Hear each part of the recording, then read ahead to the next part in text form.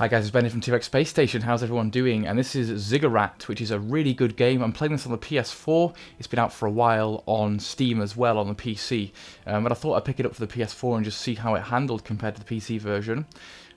First start off with a character choice screen. I'm just going to go with the bog standard character to show you guys how the game plays. Now, you guys will know that I really love it when modern games have roguelike, or you may call it roguelite, elements in them. And that works really well when it's a first-person shooter type game like this is. So I would call this, it's a roguelike FPS basically. And, you know, the big elements that I enjoy of roguelikes are the fact that you've got random elements to the games so that things are different each time you play them. And, you know, it means that it keeps the game very varied and very interesting. And, you know, in a first-person shooter setting, that's great, isn't it? I mean, it's just brilliant exploring the various caverns. And the game looks really beautiful. I might say that it doesn't seem to perform quite as smoothly as it did on the PC. I don't know if that's just a calibration issue or whether I'm imagining it, but that would just be a slight idea that I've had. I've already got the flipping portal key straight away, so that's not usual actually, but that's part of the nature of a random game, I suppose. Right, here we are. So each of the rooms that you go into will basically have a random modifier to how the enemies are, how you give damage, how things drop. And in this one we've got explosive enemies. So I mean, you know, it can make the game very varied in terms of the challenge of each of the playthroughs. You know, if some of them you get things like lots of extra health drops, which is obviously very nice.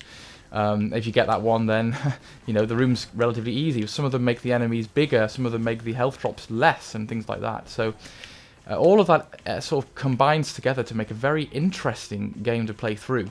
Now, you have various different attacks, different spells, and they use different types of mana. So when you're running out of one type of mana, you probably want to switch to the alternate attack mode. So I'm switching to the yellow or orange, I suppose, mana attack here.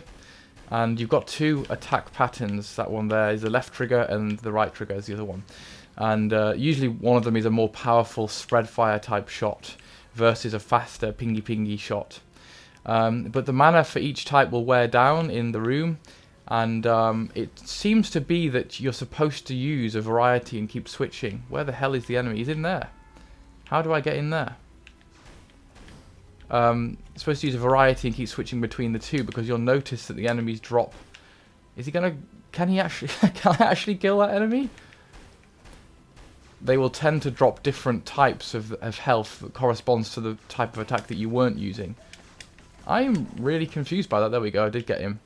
And I'm not going to be able to get the flipping... I thought I couldn't get the experience there. So the experience bar is on the bottom there. It's that yellow orangey bar. And that will increase as I collect those little experience... Oh god, we've got a trap room here. Just got to try and be careful. There we go. But, you know, the environments look lovely. You know, the rooms have different themes and the connecting corridors. We've got lava everywhere. These guys, how much like Doom do these look like? These are definitely inspired by that weird whizzy head thing in Doom. You know exactly what I'm talking about. I just call it a whizzy head thing. And here we have the kamikaze flamingos. So basically, if you're good at first-person shooters, you'll be fine at this game, because the essential trick to success is to never stay still and to strafe all the goddamn time. Right, let's try this harder hitting. Oh, I only had one small fraction of mana left there. So I've got upgrades available, but I can't remember if upgrades pause the game or not, so I'm just going to clear this room first before I show you the level up screen. I really love those kamikaze flamingos. I mean, the game has a great sense of humour, it really does. It's like, some of the enemies are ridiculous and some of them are kind of cutesy, and the bosses are really over the top when you get to the end of the dungeon.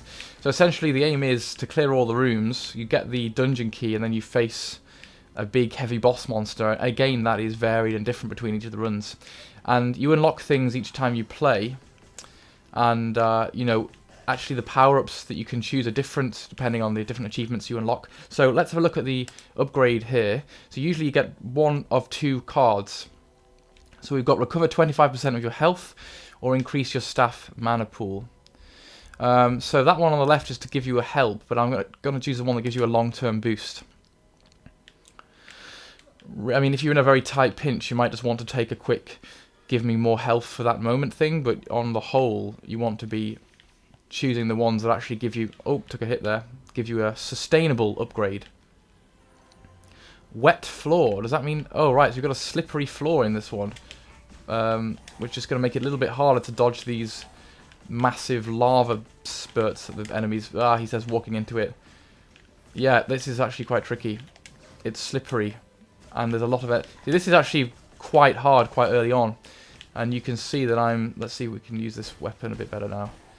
We have to get the heavy duty stuff out. I'm, you know, on pretty precarious health. So the game doesn't take any prisoners. It's very easy to die. There we go, got a health thing there. But then again, that's the fun of roguelikes. It's easy to die, but you just jump straight back into the action, you know, make a new randomly generated room, and go from there. So that's that room cleared. There wasn't anything else in there, just experience. I reckons that we can probably get ourselves up to level 2 before we take the boss. Now, I need to be careful not to activate the boss by mistake, because I have got the portal key. I don't want to accidentally stray into the boss room. There is a power-up that lets you get health from destroying things, which sadly I haven't got, but that's a nice way. What have we got here? We've got these weird witch characters. Pretty scary. They fire out fast green projectiles. And here we've got some blue mana, but I actually haven't got many spells. I've literally got 2 spells. The different mana pools, the spells seem to be, you know, slightly different characteristically. I think that the orange ones are usually sort of stodgy, ballistic type shots, and the green ones, from what I remember, are the green spells usually are fast, rapid fire type shots, but I might be mistaken on that. And 165 health, which isn't terrible, but it's not great either.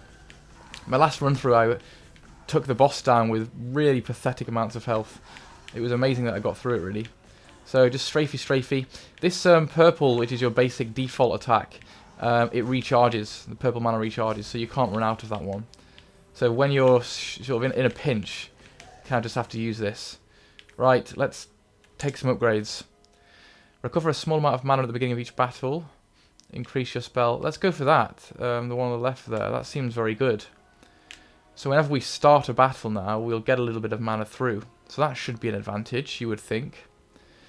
Okay, let's whiz back through, and probably must be heading towards the boss room now. Whoopsie daisy. There we are. If I can remember which way that is. It's the room that we've not explored, isn't it, down here? So, yeah, I seem to be experiencing a little touch of slowdown on this that I didn't even see on my PC, and I was using a MacBook Pro, like not a completely cutting edge one either. Or maybe I'm imagining it. Right, here we are, another hall. What have we got? Yep, we've got crazy kamikaze carrots. Very much like those Final Fantasy enemies. So you can see what I'm saying. The game has got a cheeky sense of humour, which is very amusing. I'm literally fighting off hordes of killer carrots here. Which, you know, we've done that before in Final Fantasy, haven't we? I've completely forgotten the name of those carrot enemies in Final Fantasy. Somebody comment below and remind me of them. Fixato, you tend to be the guy that corrects me when I don't know what's going on. Okay, it's quite tough, these killer carrots, and I'm quite low on mana, but I don't want to waste my orange mana at the moment.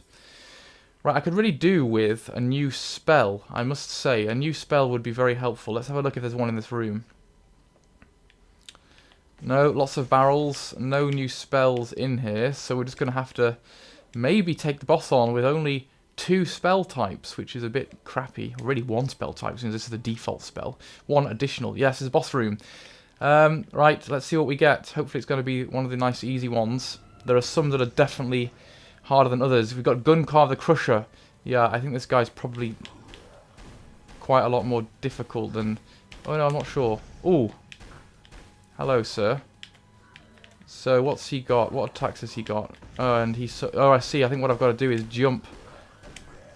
Oh, he wasn't that bad. Oh, he wasn't that bad at all. Right. I think what I had to do there was jump whenever he hit the ground, which I evidently failed to do. Increase your alchemy. Yeah, I think we should go for increasing the pools, really. So that was the first floor of Zigurrat. You can see this is a really fun game. If you're anything like me and you like FPSs, and you like a game that you can go on for a quick blast, and you enjoy roguelike or roguelite elements, then this is one to pick up. It's not very expensive, less than a tenner, I believe, and it's really fun and very addictive. And the further through you go, the more different classes you unlock. When you unlock new classes, the game plays quite differently. They have different styles, like some of them have lower mana pools of certain types, some of them have different types of health. So yes, take care guys, and I'll speak to you all soon. Bye.